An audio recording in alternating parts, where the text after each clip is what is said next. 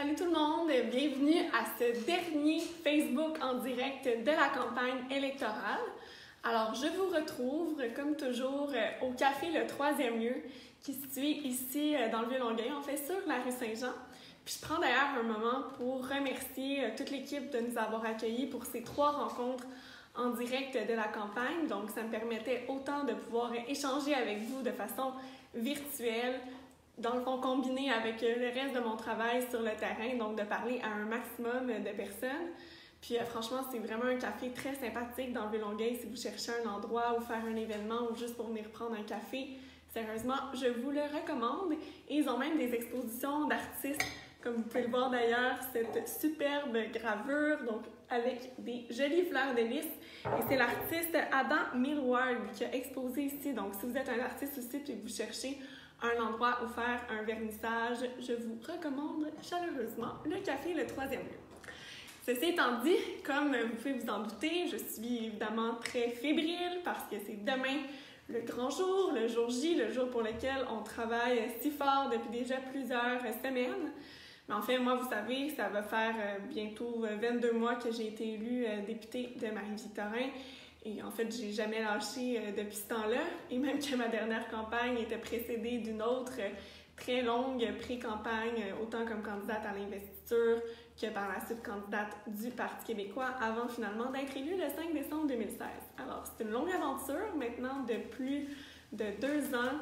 Et j'espère tellement avoir l'occasion de poursuivre ce travail-là au service des gens de Longueuil parce que j'aime les gens d'ici, je suis passionnée de ce que je fais, de comment je peux vous aider à porter vos projets ici dans la circonscription, de l'impact qu'un député peut avoir au quotidien. Puis moi, je sollicite évidemment votre confiance demain. Alors, si vous avez des dernières questions, n'hésitez pas à me les poser ce soir. Sinon, vous pouvez toujours m'écrire aussi. Aujourd'hui, j'ai fait du porte-à-porte. Les appuis étaient excellents, mais il y a encore des gens qui sont indécis, qui vont vraiment prendre les dernières heures de la campagne pour faire leur choix. Donc, ça va être à vous de voir. Si vous voulez aller voir également mon site web, catherine.québec, vous allez trouver aussi les débats auxquels j'ai participé. Sinon, sur ma page YouTube aussi, vous retrouvez non seulement toutes mes interventions, parce qu'on s'en sert un peu comme de l'archivage, alors l'ensemble des débats auxquels je participe, les émissions de télé aussi, parce que j'ai été à plusieurs reprises au match des candidats sur RDI ces dernières semaines, notamment. Mais également les débats auxquels j'ai participé ici avec les autres candidats dans Marie-Victorin, notamment sur les zones de TVRS. Puis si vous voulez voir celui qu'on a fait également cette semaine à la radio, vous pouvez le trouver sur la page Facebook du 103.3 FM directement parce qu'ils ont fait aussi une vidéo en direct à cette occasion-là. Par contre, ne vous étonnez pas, vous ne trouverez pas les interventions de la candidate de la CAQ dans ce débat puisque la candidate a décidé de décliner l'invitation et de ne pas participer au débat sur les ondes du 103.3. Il va sans dire que je trouve ça très particulier parce que quand on veut représenter des citoyens, quand on veut représenter des électeurs, à mon sens, la moindre des choses est de se présenter et d'aller débattre de ses idées. Visiblement, ce n'était pas le cas, donc je sais que je l'ai déjà écrit, mais je le redis parce que je trouve que c'est un grave manque de respect pour les électeurs de Marie-Victorin. Alors j'espère que tout le monde en prendra bonne note aussi pour le vote de demain. Et je veux surtout vous réitérer à quel point c'est important d'aller voter parce qu'effectivement, les luttes s'annoncent très serrées. En fait, c'est impossible de prédire le résultat de ce qui va se passer demain soir. Ça pourrait vraiment aller dans tous les sens. Puis c'est comme ça pour l'ensemble des circonscriptions. Aujourd'hui, je les regardais une à une, puis c'est vraiment difficile de savoir qu'est-ce qui va finir par émerger. Donc l'important, c'est vraiment que vous ayez voté.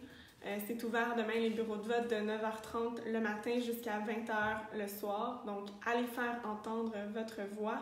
Chaque vote est important, comme je le disais, d'autant plus dans un contexte où les résultats seront énormément serrés. Il y a beaucoup de luttes à 2, de luttes à 3 et de luttes à 4, même qui vont se faire un peu partout au Québec.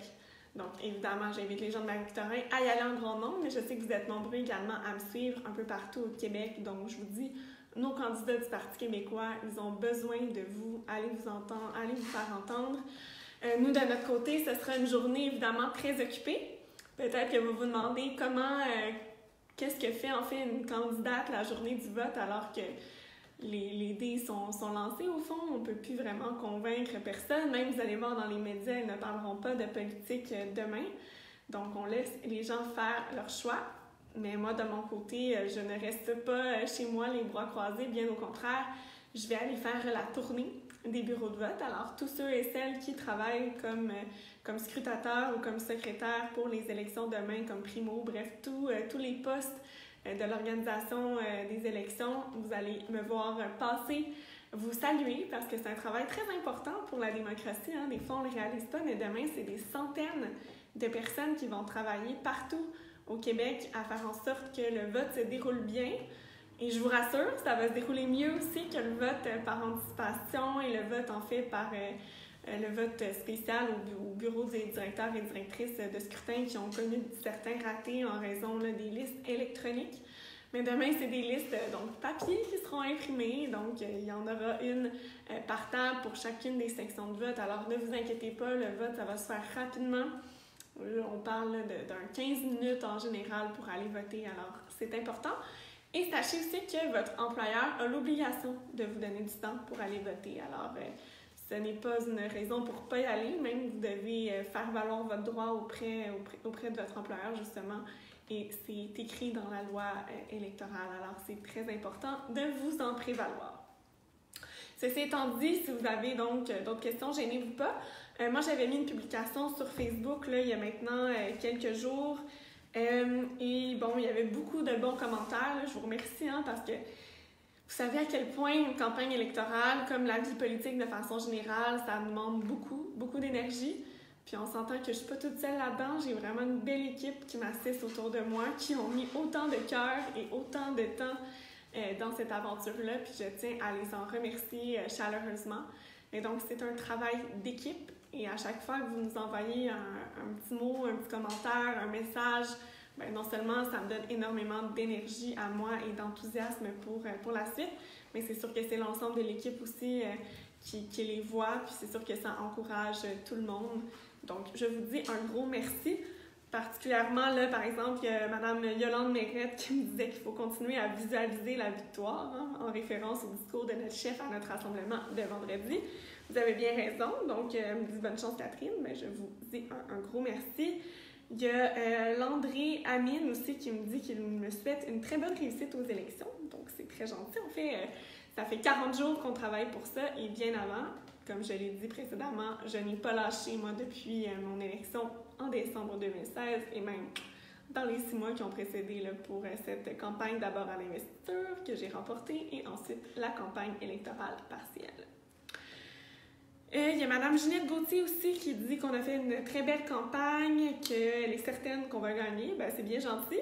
On va faire tout ce qu'on peut pour s'y rendre jusqu'à demain. En tout cas, ça, c'est clair qu'on aura donné notre maximum, peu importe ce qui arrive. On est très confiants, nos chiffres sont bons. Les appuis, encore une fois, aujourd'hui, on était déployés partout dans la circonscription. Moi, je faisais du porte-à-porte. J'avais des gens de mon équipe qui faisaient de la distribution dans les épiceries, un peu partout là, dans la circonscription, puis vraiment... la réception était excellente.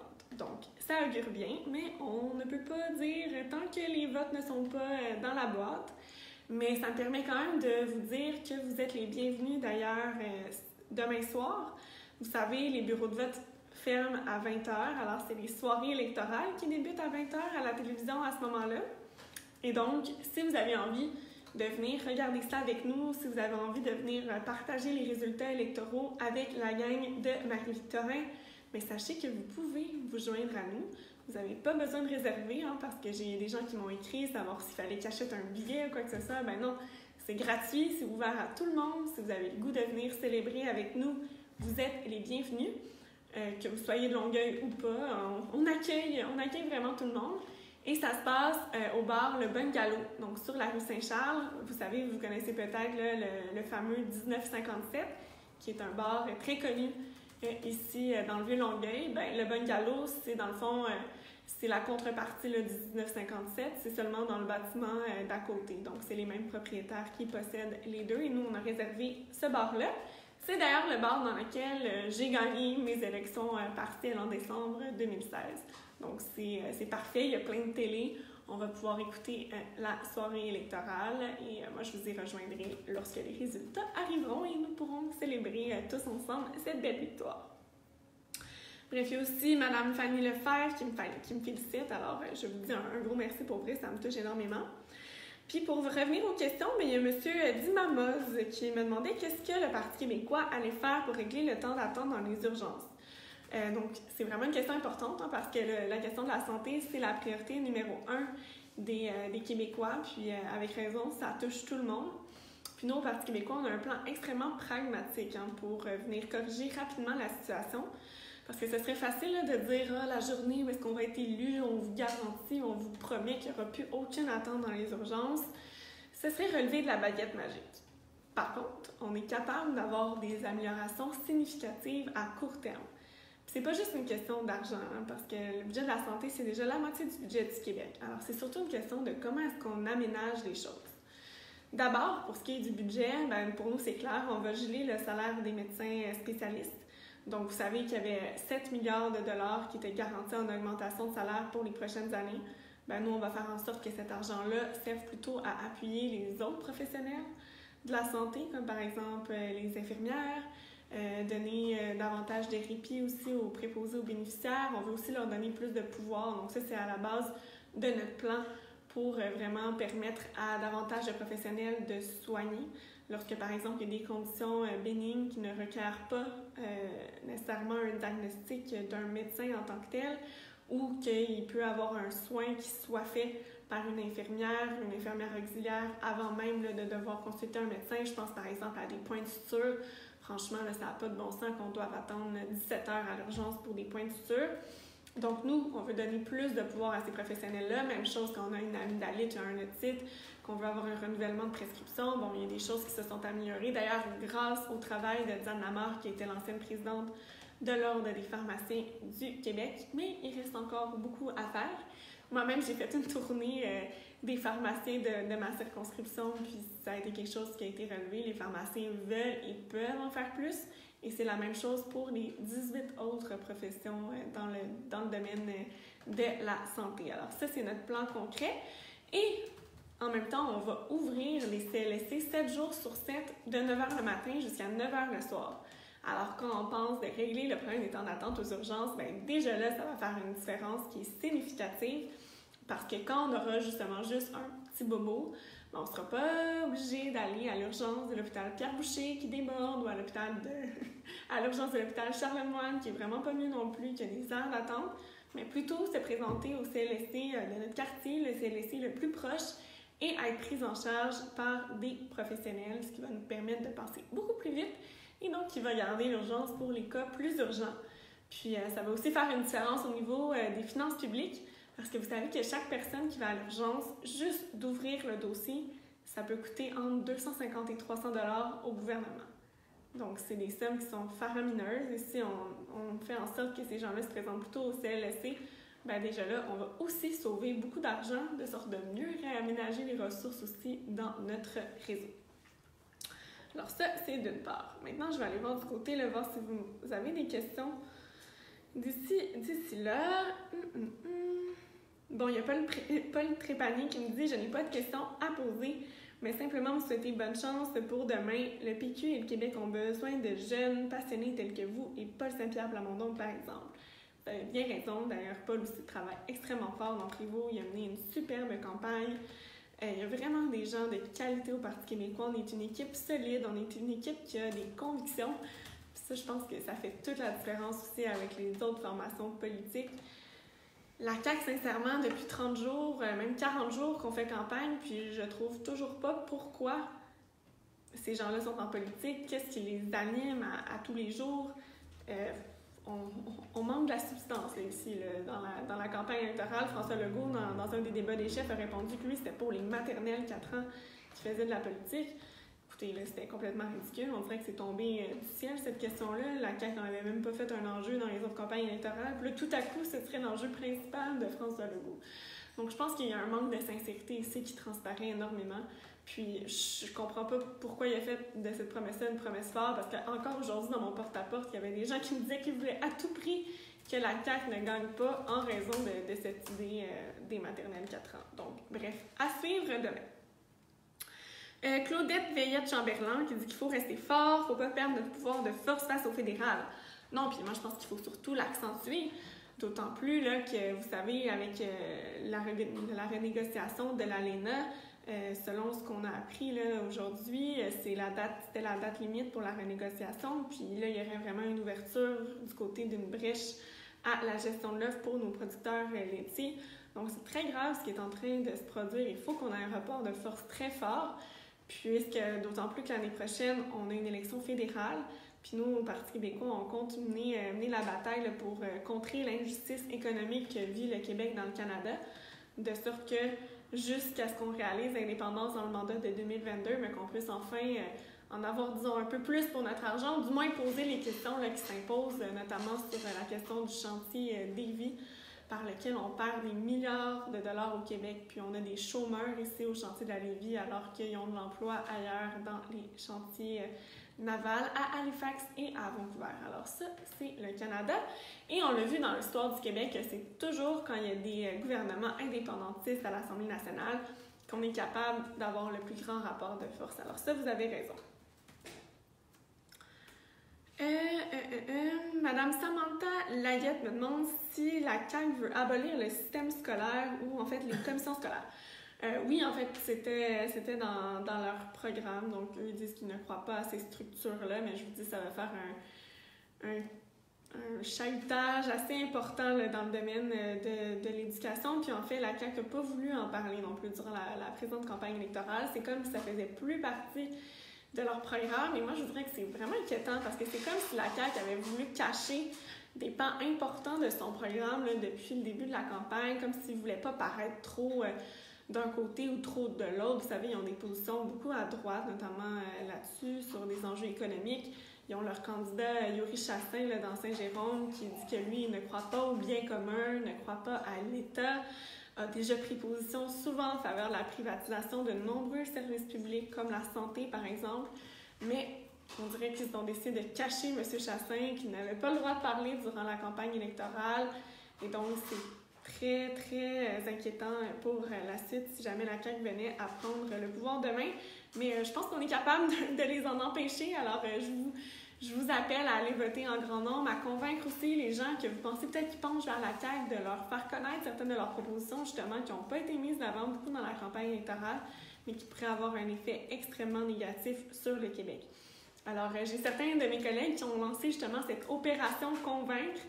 Et imaginez, là, si tout le monde qui vont voter pour le Parti québécois demain, on convainquait 2 personnes, 2 indécis ou 2 personnes qui sont pas nécessairement de notre côté, mais qui sont pas nécessairement très fermes non plus dans leur choix, mais imaginez, tout est possible. Alors moi, ça, je vous lance à nouveau ce soir, ce défi-là, c'est extrêmement important. On peut être nombreux, on peut se rassembler, puis on peut causer énormément de surprises aussi demain soir. Doris Boisjoli qui dit « Je te souhaite que le meilleur demain, tu as travaillé tellement fort, vous avez raison. » On a travaillé extrêmement fort, puis c'est comme ça pour beaucoup d'organisations. La plupart des organisations partout au Québec, on a des équipes qui sont fortes, des équipes de militants qui y croient. Donc, on donne notre 100%, puis c'est vraiment ça qui nous caractérise aussi au Parti québécois. On est presque 100 000 membres à travers le Québec. Donc, ça aussi, ça fait la différence dans les résultats électoraux. Annie Desbiens me dit « J'ai déjà voté. En passant, si vous connaissez des personnes qui appuient Catherine et qui ne vont pas voter parce qu'ils ont de la difficulté à se déplacer, dites-leur d'appeler au bureau de Catherine. Moi, je fais des livres pour elle demain. » Ah ben, merci beaucoup, Annie. C'est très apprécié que tu nous aides demain. Hein. On a une grosse équipe de bénévoles qui va être déployée justement pour assurer du transport aux personnes qui ne peuvent pas se déplacer ou en fait se déplacer difficilement pour aller voter, qui n'ont pas nécessairement de voiture ou quoi que ce soit. Donc, soyez pas gênés, appelez-nous, hein, notre numéro de téléphone 450-748-1100. Je vais le mettre aussi demain là, sur ma page Facebook, mais vous pouvez toujours le trouver en ligne aussi. Donc, si vous comptez déjà avoir besoin d'un transport, vous pouvez déjà m'écrire par Facebook aussi, il n'y a pas de problème. Moi, je vais le retransférer à notre équipe qui s'occupe des transports, parce que oui, c'est moi qui prends mon propre message sur ma page Facebook. Donc, je vais assurer le suivi de tout cela. Puis je vous dis un gros merci à tout le monde. Si on a des bénévoles qui nous écoutent ce soir, je vous remercie à l'avance pour toute l'aide que vous m'apportez pour la campagne. Puis d'ailleurs, si jamais il y a des gens qui ça leur tente de se joindre à nous, qui ont un petit peu de temps à nous donner demain, ben on prend tout le temps que vous avez. Emmanuel Potvin qui dit « Il y a beaucoup d'immigrants électeurs, vous n'aviez pas peur de parler pour ce mandat de souveraineté? » Ben pas du tout. En fait, c'est à la base même de ce qu'on est au Parti québécois, c'est dans notre ADN, l'indépendance, la souveraineté. C'est pour ça qu'on fait de la politique, pour améliorer la vie des gens, mais pour nous, améliorer la vie des gens passe aussi par faire du Québec un pays. Puis on a, pour la première fois depuis très longtemps, en fait, on a un calendrier très clair vers la réalisation de notre projet de pays et on n'a pas eu peur de le réitérer durant la présente campagne. Bien au contraire, on en est fiers. Alors, comme je le disais tout à l'heure, d'abord, l'année prochaine, 2019, il y a une élection fédérale. On compte faire entendre la voix du Québec extrêmement fort. Jean-François Lisée va défendre bec et ongle les intérêts du Québec, particulièrement au niveau économique, et faire la démonstration de comment est-ce qu'on est desservi dans le Canada. Mais on va laisser la chance aux porte-parole des partis fédéraux de s'exprimer là-dessus. Mais on va poser des questions très dures. Vous pouvez compter sur nous. En 2020, par la suite, il va y avoir la mise à jour des études sur l'indépendance avec Jean-Martin Hossan, qui sera responsable au sein de notre gouvernement d'un secrétariat sur la souveraineté, en fait, pour mettre à jour ces études, un peu comme ça avait été fait en 1995 avant le référendum. Par la suite, 2021, il va y avoir un grand congrès du Parti québécois. Vous savez, les congrès qui regroupent plusieurs dizaines de militants. En fait, on était 1500 la dernière fois.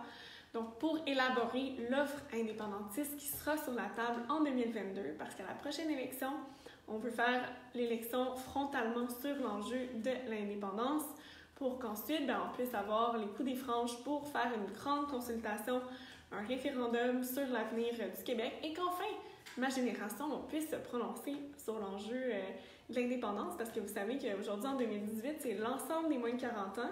Donc, 100% des gens qui ont moins de 40 ans aujourd'hui au Québec n'ont jamais pu voter sur l'indépendance du Québec. Et moi, je trouve que notre génération, on doit aussi faire partie de cette décision qui implique et qui concerne directement notre avenir.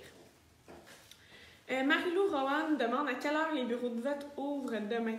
C'est important de savoir que les bureaux de vote sont ouverts à partir de 9h30 et ils ferment à 20h. Et je vous rappelle que votre employeur a l'obligation de vous donner du temps pour aller voter. Alors, ne vous gênez pas pour le demander, c'est dans la loi. Il est obligé de vous en donner. Alors, je répète, c'est de 9h30 à 20h. Si vous ne connaissez pas votre bureau de vote, vous pouvez aussi m'écrire sur Facebook. Vous pouvez appeler à mon local électoral au 450-748-1100 ou vous pouvez aller voir directement en ligne sur le site du DGEQ pour le trouver. Michael Demercy qui me demande « Es-tu confiante pour demain? » La réponse est oui, parce que j'ai tout donné. Quand on travaille fort, quand on fait ce qu'on a à faire, après ça, le temps le dira, le résultat le dira, mais moi, je peux pas prédire, mais ce que je sens, c'est très bon. Les appuis ont été nombreux. Aujourd'hui, j'étais en porte-à-porte, c'était extrêmement positif. Comme je disais, mes équipes aussi, qui étaient un peu partout dans ma vie de terrain, m'ont rapporté d'excellents commentaires. Donc, je suis confiante, mais il n'y a rien de joué. Comme j'ai dit, tant qu'il n'y a pas de vote dans l'urne, on ne peut pas le savoir. Alors, il faut que les gens qui comptent voter pour moi puissent aller voter.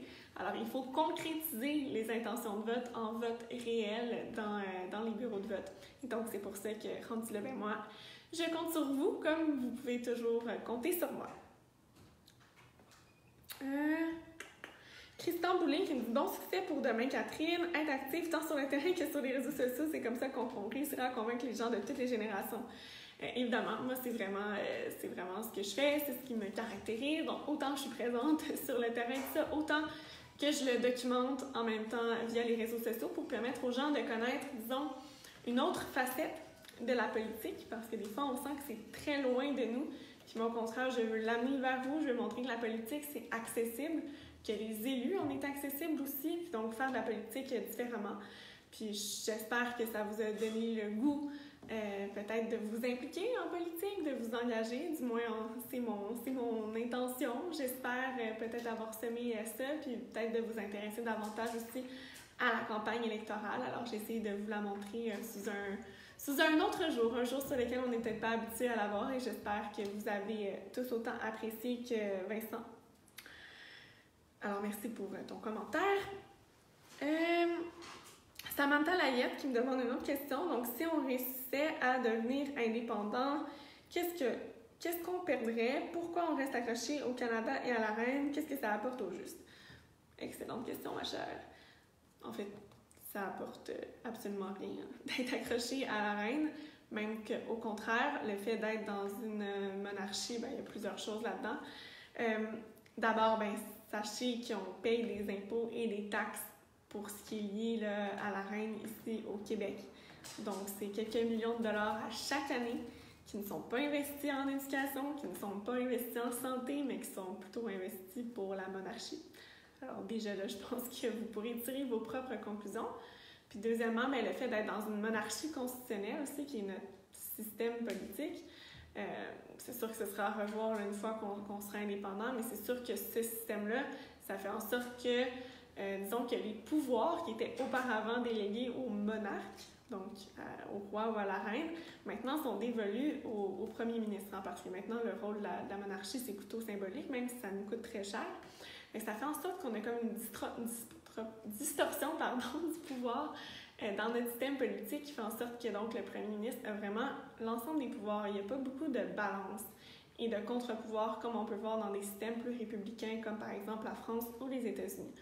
Donc c'est sûr que si le Québec devenait un pays, on pourrait revoir nos institutions politiques en profondeur et décider d'aller vers un système justement davantage ciblé sur un modèle républicain et donc d'enlever un peu ce pouvoir omnipotent qu'a actuellement le premier ministre, puisqu'il possède un peu les pouvoirs du monarque. Mais sinon, qu'est-ce qu'on perdrait à devenir indépendant? En mon sens, on ne perdrait pas grand-chose. En fait, il y aurait vraiment des négociations qui seraient lancées avec le Canada, évidemment, pour ce qui est du partage des actifs et des passifs. Parce que oui, bien sûr que le Québec devrait prendre une partie de la dette du Canada, mais ce qu'on oublie souvent, presque toujours de dire, surtout du côté fédéraliste, évidemment, c'est qu'on a aussi des actifs dans le Canada. Donc, au final, ça revient à peu près au même et on envoie beaucoup de taxes et d'impôts à chaque année, près de 50 milliards de dollars. Alors oui, bien sûr, on en reçoit en contrepartie aussi en transfert de toutes sortes, mais ce dont on est convaincu, c'est que si on gardait tout cet argent-là chez nous puis qu'on pouvait l'investir selon nos priorités, au final, on serait plus riche. Parce que là, on est à peu près à égalité, mais le Canada prend cet argent-là pour aller l'investir dans les secteurs économiques qui, non seulement n'aident pas le Québec, mais parfois même lui nuisent.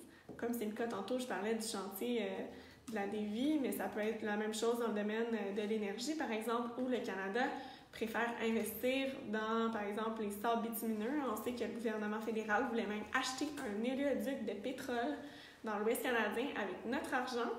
Alors, évidemment que nous, si on avait gardé notre argent chez nous, on n'aurait pas fait ça. On l'aurait investi dans les énergies propres, qui sont une industrie qui rapporte énormément au Québec, contrairement au pétrole de l'Ouest qui en fait monter le dollar canadien, nuit à nos entreprises, donc ce qu'on appelle le phénomène du mal hollandais.